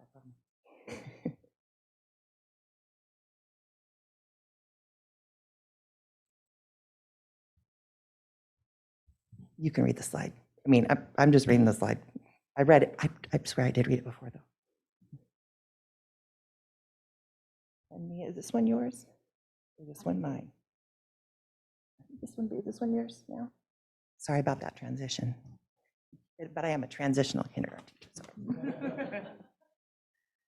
So in talking with the teachers, we have some ongoing meetings, and we're really looking at what do the materials need to look like as we get younger and younger students into our classroom. So we are, although the state is asking us to start this whole process next year, their updating of certain the preschool foundations isn't going to happen until 2023. So we are looking at, as a teacher team, some of the, as newer, younger kids come in, what materials that what additional materials we're going to be looking at to make sure that we incorporate more play for inside and outside.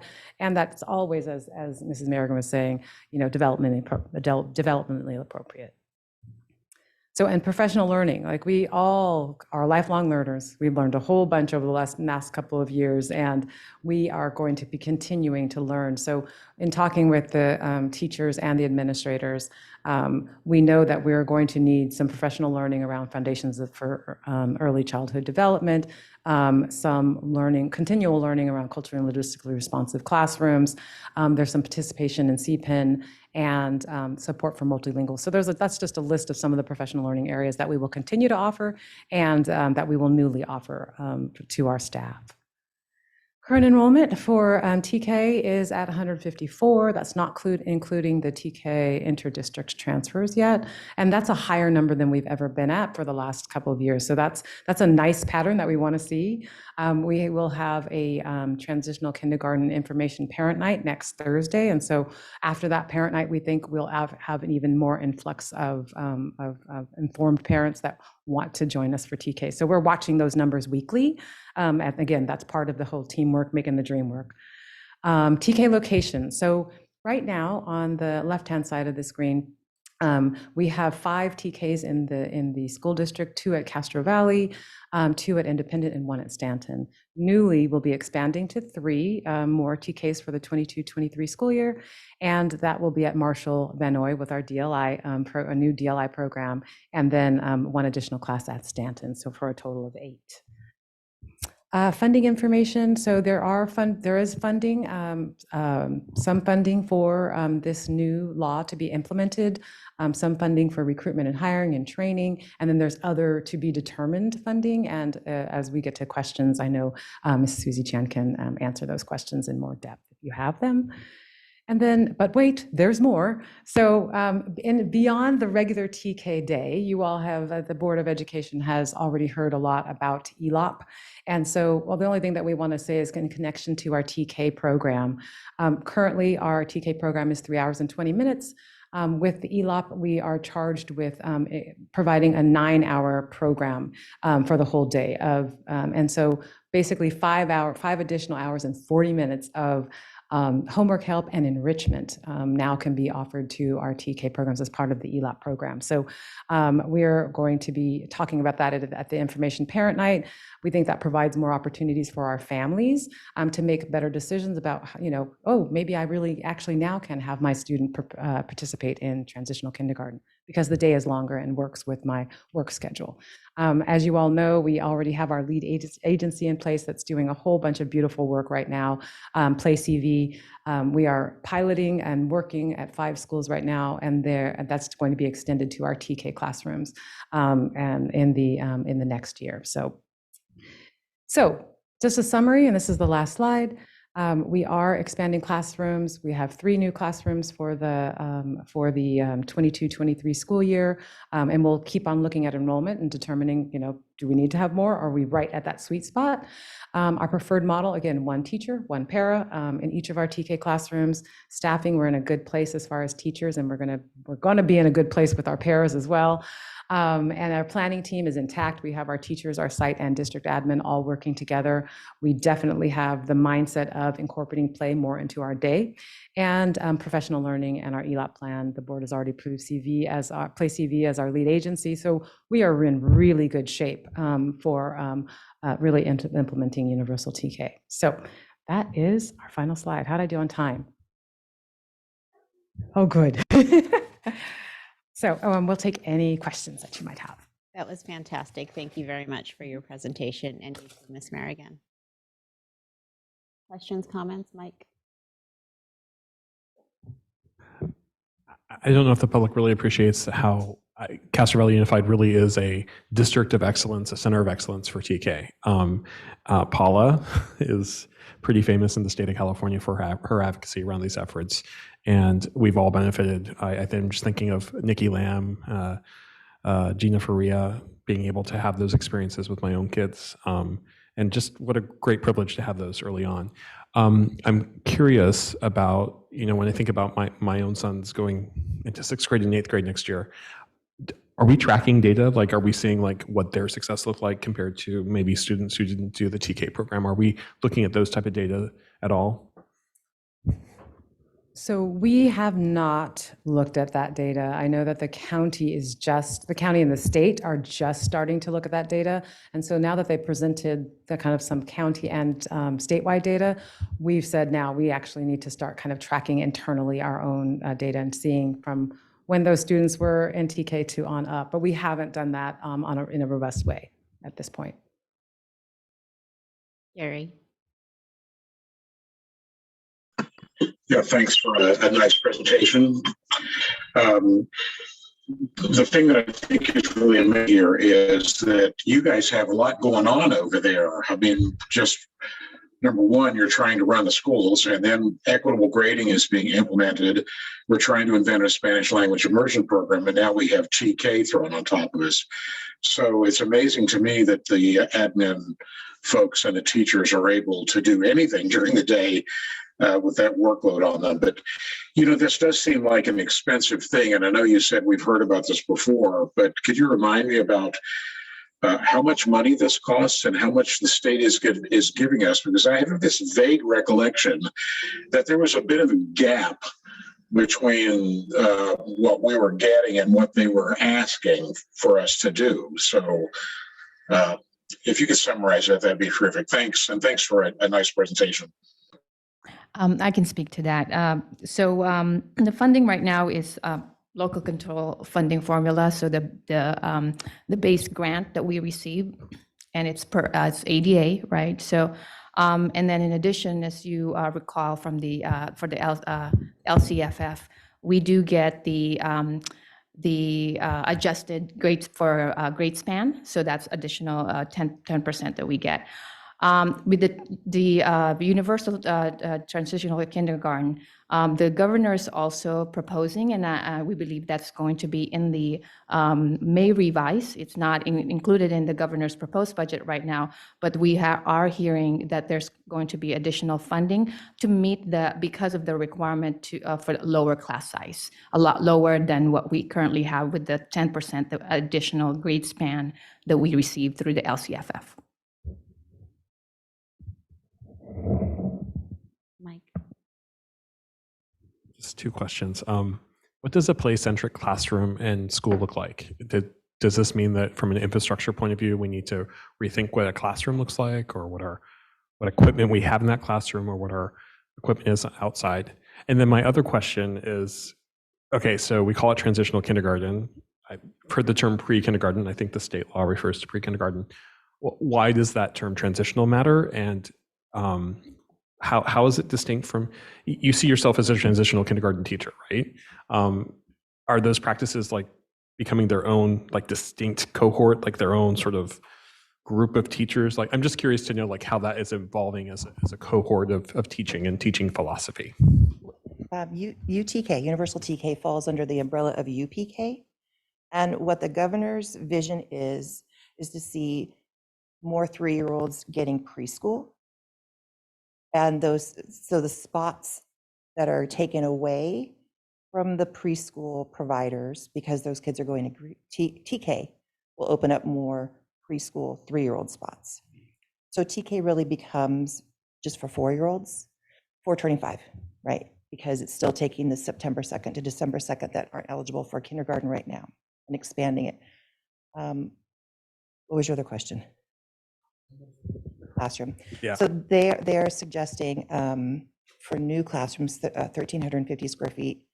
If you're modifying a classroom, 1,050 appropriate things in there, right? You're not going to have big, tall desks for little tiny children. A bathroom, if possible. That's not always possible. Things that are developmentally appropriate. You're not going to see a bunch of teachers trying to teach 4-year-olds how to read, right? You're going to be teaching a lot of phonics-based learning. Things that are developmentally appropriate, things they can do. Is that learning through play? Absolutely. The kitchens, the little things like that, the things you would want to see children playing with, learning through playing with blocks. I mean, there's a lot of engineering skills that go along with all these things that people may not realize are actually learning. You can come into my classroom anytime by any of you to come in anytime. Absolutely. Thank you, Ms. Merrigan. Jason? Sure. I just wanted to start with acknowledging a couple of things that Nia Rashikshi and Paula, that both of you guys have done. For those that don't know, the requirement is to present this material by June 30th of this year. We're now at April 13th. So a full 2 months ahead of time allows us to do a few key things that I think are really important. So Nia talked about the staffing, being able to get the very best teachers that are available is possible because they were so aggressive with getting the work done, collaborating, working with the HR department, making sure that everything's lined up, and developing a model on a really comprehensive level. So I just wanted to acknowledge that work, as well as the comprehensive and collaborative nature of how it was done, because all of the TK teachers were involved, all of our elementary principals were involved. The HR department was really worked really closely with Nia and the rest of its services on this work. So just thank you for both of your work. I think the last thing I would add in regards to your question is that we have collected a list of with the TK teachers of like, okay, so we're going to have these 4-year-olds younger and younger. What does it look like? What else do we need and to have in our classrooms? And so they have come up with a really good list, and we're going to go through that. And we've really talked about, okay, what do we need next year? Which, as Ms. Merrigan said, they're going to be kind of the same age group, but then the next 4 years, younger and younger, right? So what do we need then? And what will we need over the next couple of years? So we're working on it. It's a work in progress, definitely. So go ahead and ask your question, because mine is a little. I just wanted to say I was recently at Independent Elementary, and I didn't go to Paula's class because I let admin decide where I would go. And so I got to see, though, a TK room I specifically had wanted to visit. And I spent about between 20 and 30 minutes really going to all the different stations and seeing what the kids were doing. And I learned a tremendous amount about what TK really is, and seeing how it is different from kindergarten. So this is, first of all, Nia, she needs like a whole 7 months of vacation because she's been dealing with this, dual immersion and everything else. The comments I'm going to make are really based on the fact that how this came about was actually not the way it was supposed to be. Being on the Blue Ribbon Commission, when we finished, and the majority of the people on that team were from 0 to 5. So Healthy Start, all sorts of people who really pushed not to get kids to be in school versus we really need wraparound services all day long and preschool, especially for those who don't have the means. So when we handed off our final recommendation to the assembly, and the governor took that, and things shifted. So I always concerned when, the thing that makes me happy is that we understand this is not kindergarten. Kids need to play, and they really, it's like ELOP, right? ELOP is not supposed to be 3 more hours of the same thing you do during the day. Transitional kindergarten or universal pre-K, which is, I was hoping they would call it, is because it's not supposed to be another year of kindergarten. Like we shouldn't see, in many countries, kids don't get paper and pencil to write and to spend so much time until they're 6 years old. But they learn to collaborate, they learn to play, they learn all of these concepts. So I just have to put that out there because I think a lot of times, if you really think about when we went to school, what we used to do in first grade, now is in kindergarten. I don't want to see what we're doing in kindergarten in pre-K. That's not appropriate. And because of that, there's also CTC is looking at a credentialing for pre-K to grade 3. I received an email and forwarded it to Ms. Rishichi so that we can fill out that survey and that information. But that's important because you can't just take anybody and say, teach preschool, teach pre-kindergarten. You have to have certain skills, and that's really important. So I'm really excited. I'm actually going to a policy symposium nationally. It's exactly about this. I think other states are way ahead of us.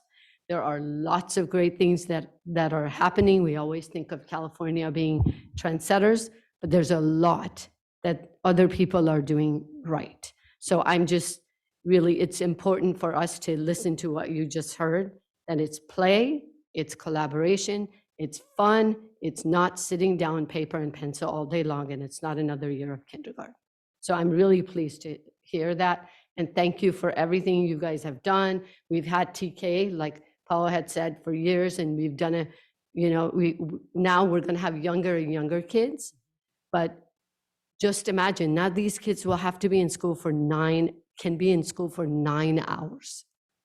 They don't have to, but they could, which then allows parents to work if they need to, but really 9 hours is a long time for that age group. So thank you.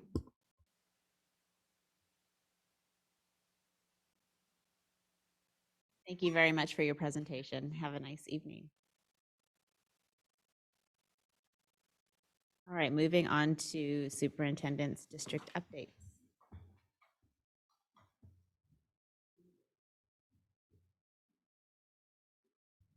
I'll just do it.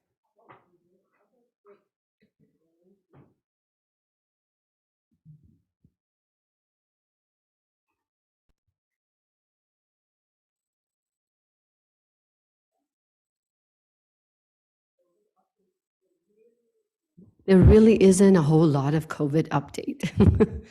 And that's a good thing.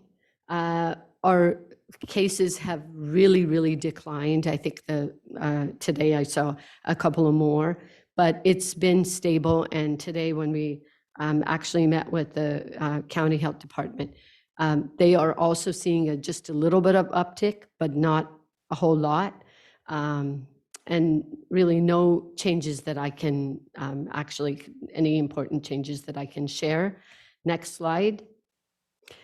So testing at home antigen test reporting prior to returning, April 4th.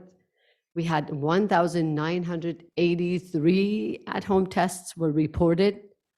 So everybody had one, but about 2,000 people reported, and we had only 11 positive cases. That's wonderful. PCR testing and mobile testing and symptomatic testing, national labs is still at the CFA. I was going to say CV. Monday through Friday, 12 to 6:30 p.m. Mobile testing at sites. Weekly testing continues through May 20th. And that's because that's pretty much the last week of school and lots of shortened days and things like that. And then symptomatic testing is at the district office, 3 to 4 p.m. Tuesday and Thursdays. And then other district updates, just really quickly, CASP is going on, and that's why the high school has a different schedule this week and next week. And then TK Parent Information Night, as you heard, Thursday, April 21st from 5 to 6. Extended Learning Opportunity Program began this week. So actually 5 schools, Proctor, Stanton, CVE, Marshall, and Independent. It's been exciting. It's wonderful because now students can stay after school, they can sign up, they can finish a little bit of their homework, but the majority of that time should be enrichment and play and sports and all sorts of things. And next year, this will be at all of our elementary schools. So I think that's all the updates that I had.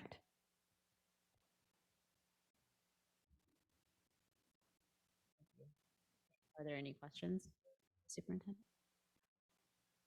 That's so lovely that it's now so short considering where we've come from. I know.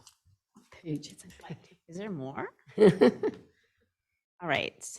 We'll move on to item D, approval of the personnel report.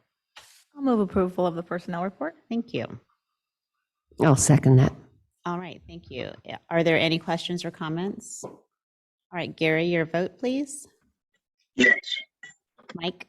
Yes. Dolly? Yes. Vice President Whitaker? Yes. And my vote is also yes, so the personnel report is approved.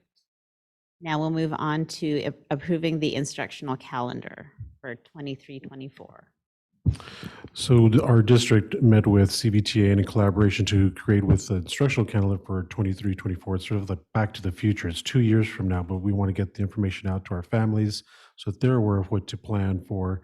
And we want to just thank CVTA for the collaboration and working on this calendar. Thank you. It's an action item. I'll move approval of the 2023-24 instructional calendar. Thank you, Vice President Whitaker. I'll second that. Thanks, Mike. Are there any questions? All right, Jennifer, your preferential vote. Yes. Gary? Yes. Mike? Yes. Dolly? Yes. Vice President Whitaker? Yes. And my vote is yes, so we have approved the instructional calendar for 22-24. No, 23, 24. I'm looking at it and I'm reading it wrong. 23, 24. All right. And so now I will open the public hearing for the proposal for increasing school facility fees. Do we have any public comments? We do not have any public comments, so I will close the public hearing. I would like to move that we approve this resolution 52 for 21-22. Thank you. I'll second. Thank you. Is there any discussion or questions? All right, yes. I appreciated the report. I mean, in terms of like laying out why we use, how we use developer fees. So thank you for the report. Thanks. Jenny, your preferential vote? Yes. Gary? Yes. Mike? Yes. Dolly? Yes. Vice President Whitaker? Yes. And my vote is also yes. So the resolution is adopted. Was there a public? Okay. Okay, got it. Okay. All right, and moving on to item H, budget development process. Let's roll up our sleeves. Okay, so it's that time of year again. So I'm going to actually skip a few slides here because I wanted to add these slides for the public to see what the zero-based budgeting is and the process, and of course then the budget, how it ties to budget development, and then of course then our annual budget. The first one is the budget adoption, and that's what we're going to try to get to. But before that, this is the process that we need to really cover. So you've seen this slide, the enrollment versus ADA that I shared at the last time we presented the financial report, and that was the second interim. And this year we are looking at 22-23. Just looking at the enrollment projection that we're projecting for next year is it's really not a big change, right? So you've heard earlier the news about the UTK, right? So the numbers that we are as of today. So we're really optimistic about that. We're really happy, and so these numbers, as we look closely, like on a regular basis, then the enrollment number for 22-23 may change. So just so you know. We always look at the enrollment first because that is really the how we then calculate our revenue. And also, staffing. So for the 22-23 projected revenue is a total of $109 million, and that's two parts here, or are split into two, which is unrestricted and restricted. So I've listed the revenue that we get for unrestricted, which is the bulk of it, is, as you can see, local control funding formula. If you add the local control funding formula, 83.4, and the supplemental funds, that's really the total local revenue. I wanted to just make sure that that I have a separate line item for supplemental funds, because we can only use those funds for the students that generated those funds. So that's why I wanted to separate those two. And then, of course, then we get the lottery, and then because the money, our money that sits at the county, so earns interest, and so we do get that additional funding there, including fees and any transfers from JPA that we receive. On the restricted side, these are revenue that we receive for a very specific purpose. And so we do receive in Title I, we have special ed split between federal and state, and also lottery, which is restricted lottery.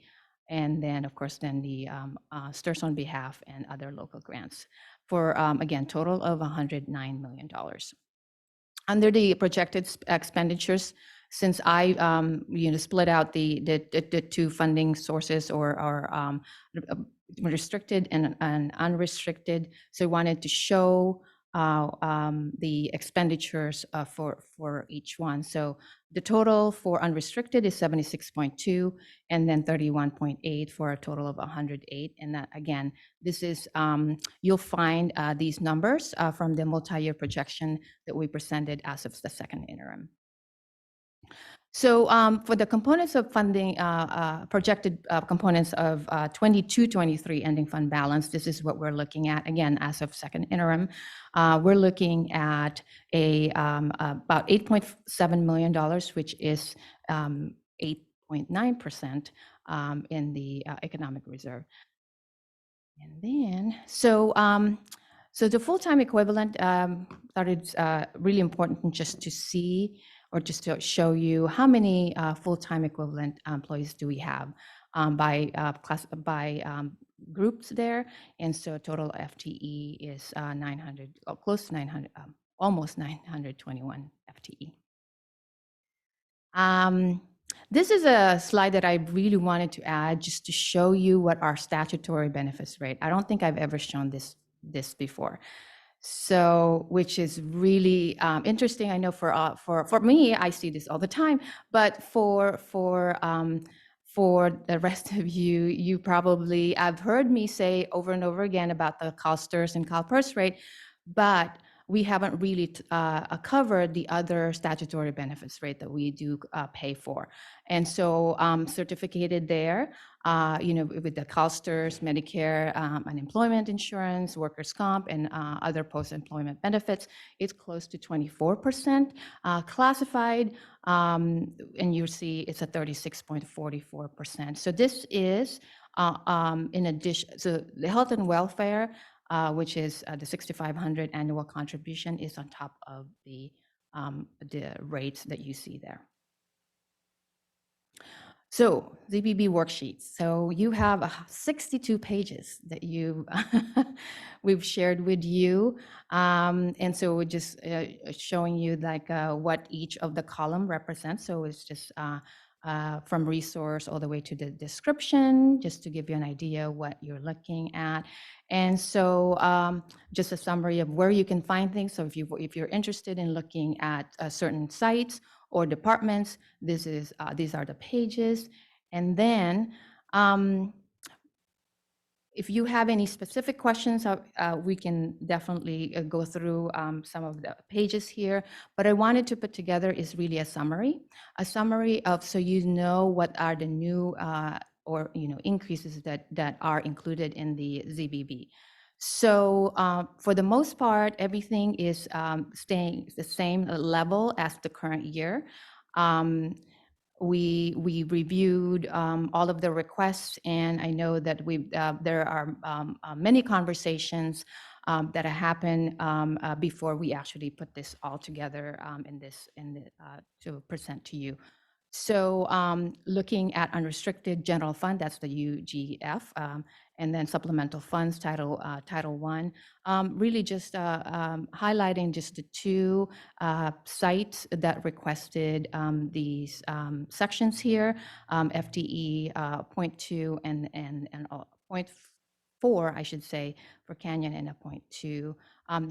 Both of these requests are actually coming from the supplemental funds. So it's not impacting the unrestricted general fund. It's really the supplemental funds that it will come from. And the department, since we showed you the sites, looking at the departments, you're seeing some increases there that that are listed. So I'm just going to highlight a few things here. PD for staff, for the facilities, equipment replacement, because we do have equipment that we do need to start looking at and replacing. From time to time, we do get requests to replace certain equipments, like in the staff lounge, right? So those are the things that we need to replace or repair, right? all in the classroom. So like a desk or a chair that's broken that we need to fix. So that's just an added line that we've included under purchasing department.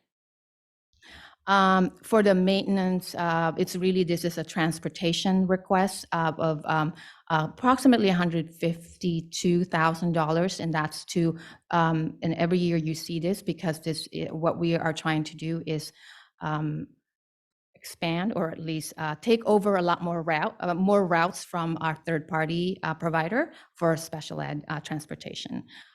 So right now we are actually pausing and purchasing new vehicles or additional vehicles, newer use, whatever we can get, but they're just really expensive right now. So we're just kind of waiting until hopefully the market gets better and we can get the vans. A few things here under ed services. One is textbooks adoption, and I'm actually going to turn it over to Dr. Ryman to talk more about the textbook adoption. It's everyone's favorite topic, textbook adoptions. Just as a reminder for the board, in previous years, we had a special fund that we contributed to on an ongoing basis, specifically for textbooks.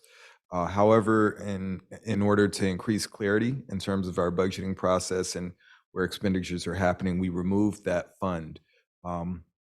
Over the last couple of years, we spent down the remaining dollars that were in that fund. However, we fully exhausted that fund at this point.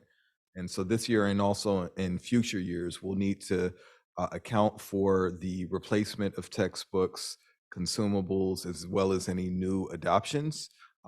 Any additional costs beyond the amount that we receive from the lottery textbook funds will be reflected in the ZBB moving forward. And also, just as an additional point, one-time funds, also things such as ESSER, ELOG, et cetera. As a reminder, some of the positions, some of the programs that we've traditionally been in LCFF supplemental or other funding sources were pulled out. Some of those positions and programs are going to need to move back into LCFF supplemental and unrestricted and other funding sources as we move forward. So you may start seeing them this year and also in future years as we move forward.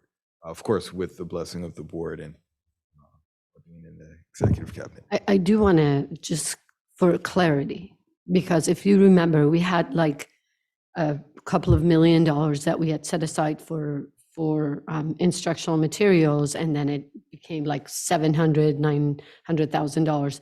And the request from the board was to let's put that back in general fund until we need it. This is going to be just something we have to think about moving forward every year. This is $900,000 because each adoption is about $1.5 million to $2 million. So we have got to remember that now, since we don't have that fund, we've got to take it each year from general fund.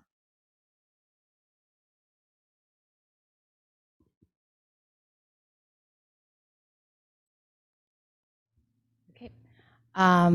Then we have under special ed some lines there that I noted.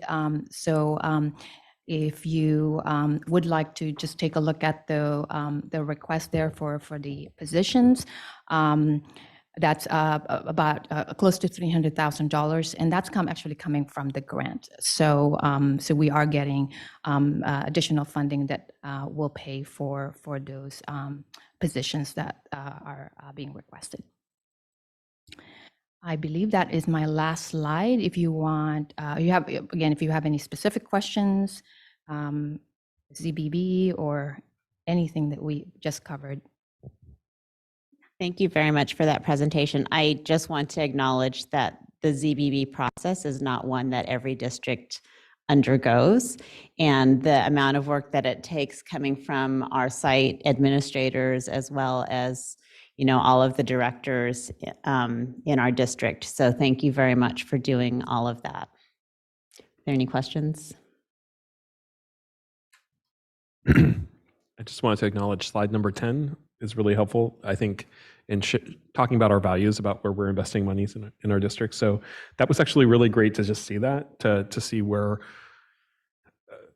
where our teaching staff is, or our classified staff, certificate staff. I had a question about CBB. I'm still struggling with it, just because it's so much information, 62 pages.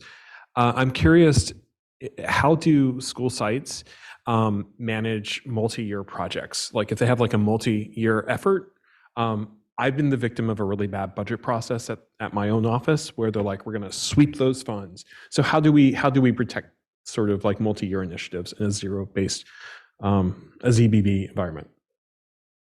We do have those conversations, and we have them early on. It's like when we have these, like for example, a grant, right? So we get them, it's multiple year. So we are very purposeful when it comes to planning those things. So whether it's grant or their initiatives, right? So it's, we want to make sure that it's something that they can sustain for the 3 years that they need it, and then what are the results, right? What the things that they can do with those funds. And we're always, I know that data driven, right? So I know we always ask for. That's why probably in last year you've seen other columns that were added, the description, the rationale for all of these additional, whether it's funding or requests, right? So every year that is what they provide. So some of the slides here are what we from sites. They're more pages compared to other sites because of all of that data that they include. So that's the work that we do with them regular. I know that Ed Services and Dr. Ryman and his team, that they do go through this process as well. Not just we in the business services, we get it like towards the end, but there's a lot of work that happens before that with Ed Services team and also with HR. When you were talking about 60 some pages, it used to be over like 150 pages, and we went through and looked at that. I really want to thank Ms. Chan for the summary pages. It made it so much easier, I hope, for everybody to look at.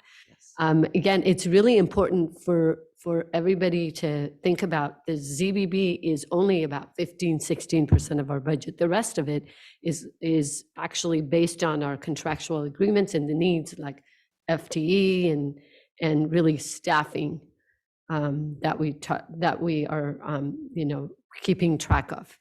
But I want to thank you. I want to thank Dr. Ryman and all of our principals and site staff and Dr. Zamora it's a team effort. We meet a lot of times to take a look at every little detail to make sure that we get to this point, and we'll bring it back next time.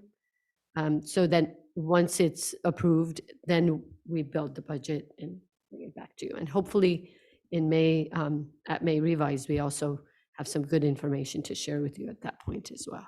So thank you so much for all your work. Gary, you have a question? Comment? Just have a comment to follow up on what Parveen just said, and that is that the process has evolved quite a bit over the last few years. I think, Dot, you'll probably remember that the first year we did this, we sat in that room right there for 6 hours. Yep. And the board went through the ZBZ 150 pages, line by line virtually. And it was an excruciating process, but we certainly learned an enormous amount about where we spend money in the district. So there's a lot of work, and I think Susie and others have really refined the process enormously for us. So, but it's still quite an ordeal. So thanks to everybody who puts it together, and it is a very helpful thing for us overall. That was my one comment. Thanks. Thanks, Gary. All right, are there any more questions? Fantastic. We will move on to superintendent's report. Just a couple of things. Have had a chance to visit some schools, and I always love walking through classrooms and seeing students and teachers. I also attended the Pops concert. It's always so amazing to watch students. And what I love about it is how it's produced and performed. And everything is student, driven. But of course, with the support of our awesome teachers like Ms. Sadaway, who works really hard to make sure the kids have whatever they need. And then President Theodore and I attended the Castro Valley Sports Foundation dinner, which was very exciting. And then I did attend the candidate forum that the Chamber of Commerce had last night. Was it last night? No, 2 nights ago. It was really great to be able to actually do that online as well. I know they have another one coming up. And then many of us attended the Latino Awards for our high school students, and then the African American Awards is coming up. So just a few things. Jennifer, did you have anything you wanted to add? Surprisingly, this past month, no, I have not. Okay, thank you. Mike. I want to acknowledge the superintendent's visit. I think she went to Chabot. I heard from Ollie. He was very excited that you stopped by his classroom. That was exciting for him to tell me. But I have nothing to say. I just, happy Pesach to anyone celebrating Passover. Happy Easter to those celebrating Easter. And then Ramadan Kareem for those observing Ramadan. I was able to visit Independent Elementary, like I had alluded to before. I just wanted to shout out 2 teachers in particular that I got to speak to, which was Carrie Eichman, the TK teacher. She spent a lot of time explaining to me the whole program. I could see her enthusiasm for it. And I was really excited to know a lot more about TK by going into a TK room. And then the other teacher, I may mispronounce their name, but Lynn Foy Crochet, science prep teacher. And in that room, I got to see the kids. They had a little globe and a flashlight, and they were doing the seasons. And I had seen this more always before and had done myself a demonstration where you had a big globe and a flashlight. But here, this was better. They were small, and there were like 3 or 4 kids at a desk. So kids could manipulate it more themselves and change it. And I thought, oh, that's really terrific, just having that tool there. And she was doing a wonderful job, going to each student. And I just wanted to say, Independent Elementary, a wonderful school, and I was so glad to go and visit there. Thank you. Vice President Whitaker. Yes, I was fortunate to go to the District Wellness Council meeting yesterday. It was great to reconnect with everyone. They're finalizing comments to bring to the board on June 8th. So I'm really looking forward to them joining us. There's a lot of great things that they're bringing to us. And then, so you all know, I put it on the board calendar, but I will be out of town the 21st through the 26th, most likely unavailable via email and phone. Thank you. Gary, I haven't forgotten you. I actually did, but here you are. That's okay. So Lavender and Parveen and I were at a hard ad hoc prep meeting and working on that a couple of weeks ago. And I attended the Eden Area ROP board meeting.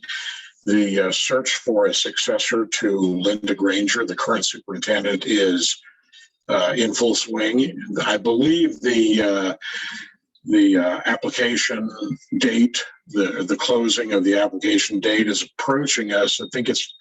I believe it's next week sometime. So, and then after that, the next step in the process will be for the superintendents to do a paper search or a paper review of all the candidates.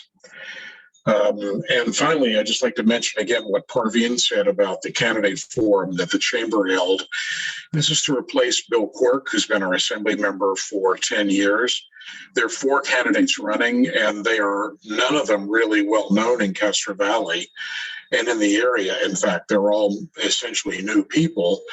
And so I would like to encourage everybody to either attend the next candidate forum, which will be on April 18th, which is next Monday at 6 o'clock at the Cherryland Community Center, or to join online. It's live streamed on the Chamber's website, and you'll be able to hear all those 4 candidates talk about themselves and their positions. And of course, they'll have a lot of impact on us here in the school district for sure. So that's next Monday, and the information is on the Chamber's website. So thanks a lot. That's all I have. Thank you, Gary. And for me, aside from the Sports Foundation banquet that I attended with the superintendent, I have not represented the school district. I wanted to go back because there are a few events that Amy and I have been. Oh, perfect. So there's a Google form that you do want to say more about that? It's just a Google spreadsheet and there's end of year event.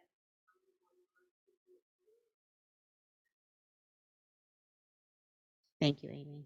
Is this like for graduations and those sorts of things? Yeah, graduation and just a Promotion. couple of other events. Couple other. Yeah, because for example, when we are having the Masonic Teacher of the Year, there's also PACES. So I want to make sure that there's representation at all of the events as much as possible.